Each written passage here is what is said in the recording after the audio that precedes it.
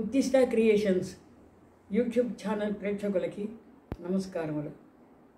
ఈనాడు నేను తీసుకున్నటువంటి అంశం దంపతులు కాని వాళ్ళు పీటల మీద కూర్చొని పూజలు చేయవచ్చా అనే అంశం.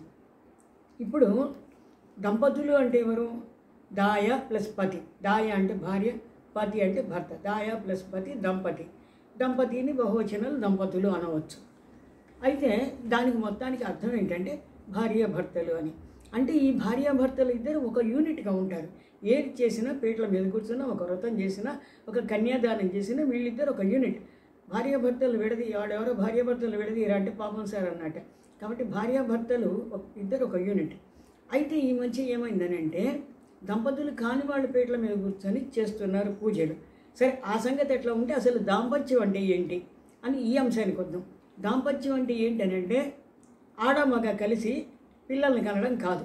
దాంపత్యం అంటే దానికి చాలా అద్భుతమైనటువంటి ఆధ్యాత్మికమైనటువంటి ఒక అర్థం ఉంది.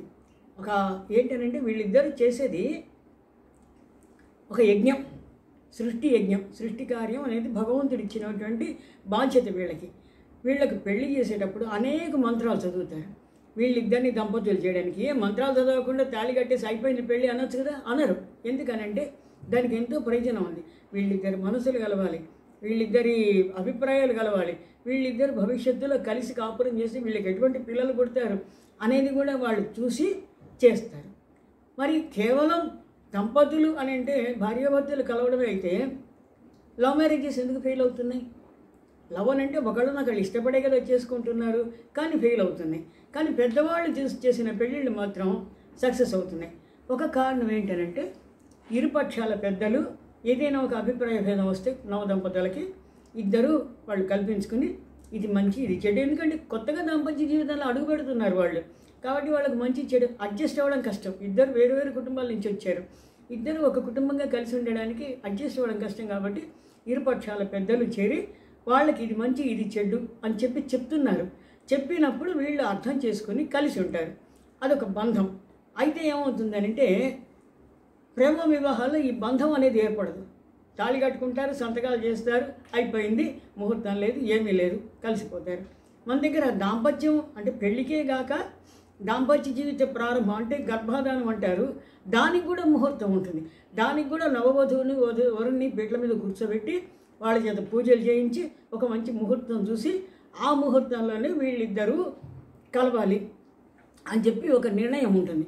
ఎందుకు ఇంత మంత్రాలు చదవడం? మంత్రాలకు అంత ప్రభావం ఉంది ఉంది ఉంది ఎందుకనంటే మంత్రాలతో అనేక మంది దేవతలను మనం ఆహ్వానించవచ్చు, వాళ్ళందరి ఆ ఆశీర్వాదాలు తీసుకోవచ్చు, కొత్త జంట మీద కురిపించవచ్చు. ఇంత చేసి గర్భాధానం చేస్తే అప్పుడు పుట్టే పిల్లలు స్వయంగా పుడతారు. ఊరికే రిజిస్టర్ మ్యారేజ్ చేసుకొని తాళి కట్టుకొని సంతకాలు పెట్టుకొని ముహూర్తం చూడకుండా ఎట్లంటే ఇట్లా ఇష్టం వచ్చినట్టు కొంతమంది పెళ్ళికి ముందే కూడా దాంపత్యం చేస్తున్నారు, అంటే కలిసి కాపురం చేస్తున్నారు. దాని మూలంగా కూడా పిల్లలు పుడతారు. కానీ ఏం పుడతారు? అట్లా పుట్టేవాళ్ళు పిల్లలు కాదు, ఏదో మాంసం ముద్దలు అంతే. ఏదో పెరుగుతారు, వాళ్ళకు ఒక ఆధ్యాత్మిక చింతన ఉండదు, ఒక నీతి పదం ఉండదు. ఎట్లా పెరుగుతారు? ఏదో అవుతారు. కాబట్టి అక్కడ దాంపత్యం అనే దానికి ప్రాధాన్యం. ఇప్పుడేమవుతుంది? కొంతమంది ఇష్టపడ్డారు, ఆవిడ ఇష్టపడ్డది, ఆయన ఇష్టపడ్డాడు, ఇద్దరు పీటల మీద కూర్చొని పూజ చేశారు. ఎందుకు చేస్తారు? ఇప్పుడు ఇద్దరికి చెరొక ఇంటి పేరు ఉంటుంది, ఇద్దరికి చెరొక గోత్రం ఉంటుంది. వీళ్ళిద్దరు ఏ గోత్రం కోసం పూజ చేస్తున్నట్టు? మామూలుగా మన హిందూ ధర్మం ప్రకారం ఏంటనంటే సనాతన ధర్మం ప్రకారం భార్యకు భర్త ఇంటి పేరు, భర్త గోత్రము వస్తుంది. అది సంప్రదాయం మనకు. మరి ఆయన గోత్రము ఆయన ఇంటి పేరు ఆయనదైతే, ఈవిడ గోత్రం ఈయన ఇంటి పేరు ఈమెదైతే వీళ్ళిద్దరు కలిసి పూజలు చేస్తే ఎవరికి ఆ ఫలితం దక్కుతున్నట్లు? ఎవరికి దక్కదు, గాలికి పోతుంది. ఏం లేదు, అసలు వ్రతమే కాదు. అది వ్రతమే కానప్పుడు ఫలితం ఎక్కడ దక్కుతుంది? ఇంకొక మాట అనొచ్చు, ఏమండి ఫలానా సినిమాలో హీరో హీరోయిన్లు ఇద్దరు పీటల మీద కూర్చొని సత్యనారాయణ వ్రతం చేశారు, అది తప్పు కదా? తప్పు కాదు. ఎందుకంటే వాళ్ళక్కడ హీరో హీరోయిన్లు కాదు, నటులు కాదు, వాళ్ళకు పాత్రలు. ఫలానా పాత్ర భార్యాభర్తలు.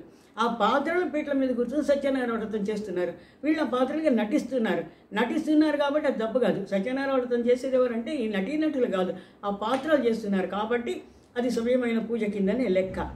ఇప్పుడు ఏం చేస్తున్నారంటే ఇష్టపడ్డ వాళ్ళతో ఎట్లా ఒకట్లా కలిసి తిరగడం వంటిది కాదు. పూజలు చేయడం అనేది కలిసి బైక్ మీద తిరగడం వంటిది కాదు, సినిమాలకు వెళ్ళడం వంటిది కాదు, పార్కులో కూర్చోవడం వంటిది కాదు, హోటల్లో రూమ్ తీసుకోవడం వంటిది కాదు. ఇవి కానే కాదు.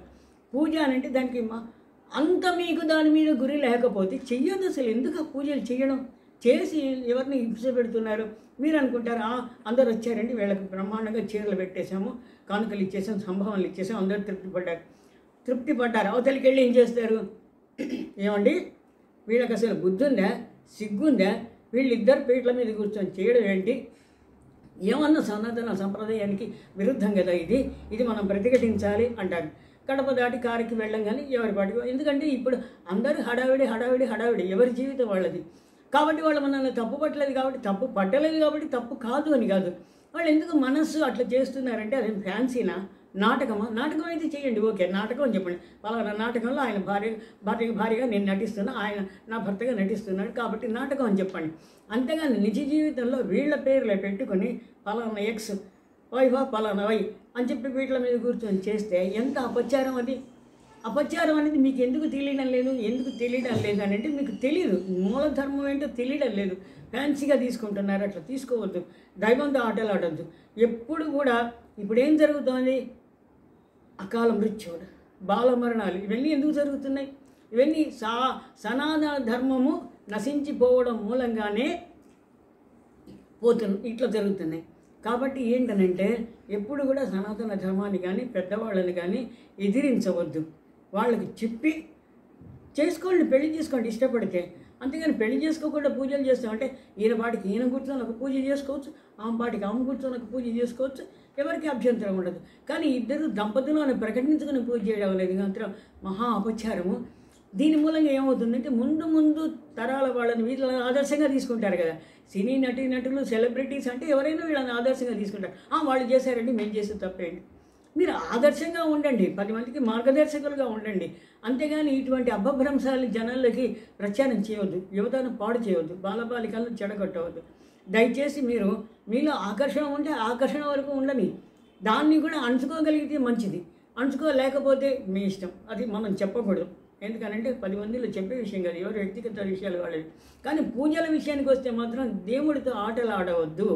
దేవుడితో ఆటలు ఆడి భవిష్యత్ తరాలకి దుస్సందేశాలు ఇవ్వవద్దు. నమస్కారం.